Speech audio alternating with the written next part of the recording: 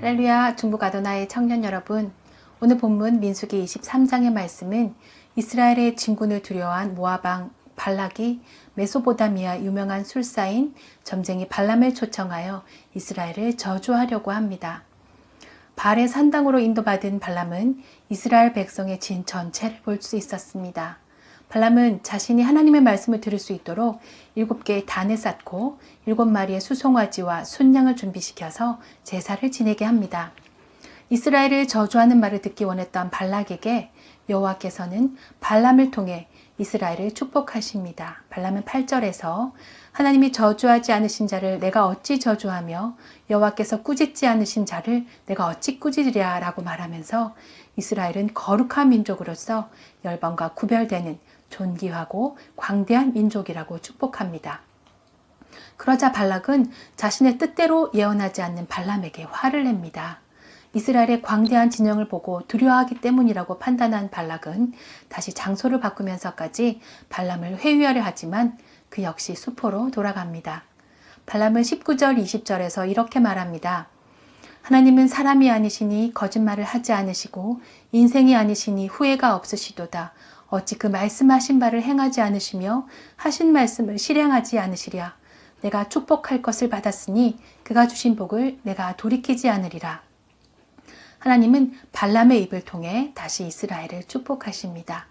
하나님은 이스라엘의 허물과 반역을 보지 않으시고 그들과 함께 계시며 이스라엘을 해할 점술과 복술이 없고 하나님께서 행하신 일이 크다고 발람은 말합니다.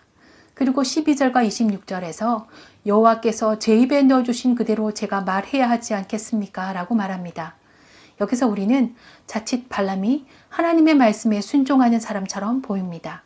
하지만 발람은 이방의 풍습을 따라 유일하신 참신으로서가 아니라 여러 민족 신들 중에 하나로 생각했던 여호와께 제사를 드렸던 것입니다.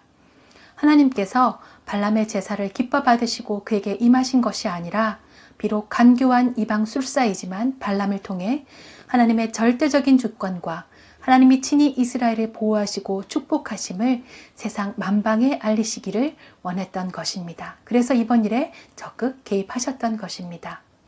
하나님의 강력한 개입으로 오히려 발람이 이스라엘을 축복함으로 모압 왕 발락의 계획이 완전히 실패로 돌아갔습니다.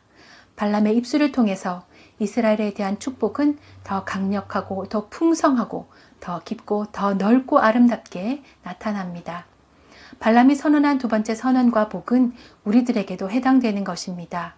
자기 백성을 거짓으로 사랑하지 않으시고 자기 백성을 사랑함을 후회하지 않으십니다. 자기 백성과 맺은 언약은 반드시 시행하시는 하나님이십니다.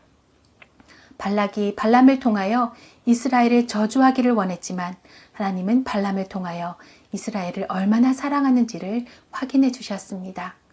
오늘도 그 하나님이 우리를 사랑해 주십니다. 하나님의 사랑은 예수 그리스도를 통해 우리에게 나타내 주셨습니다.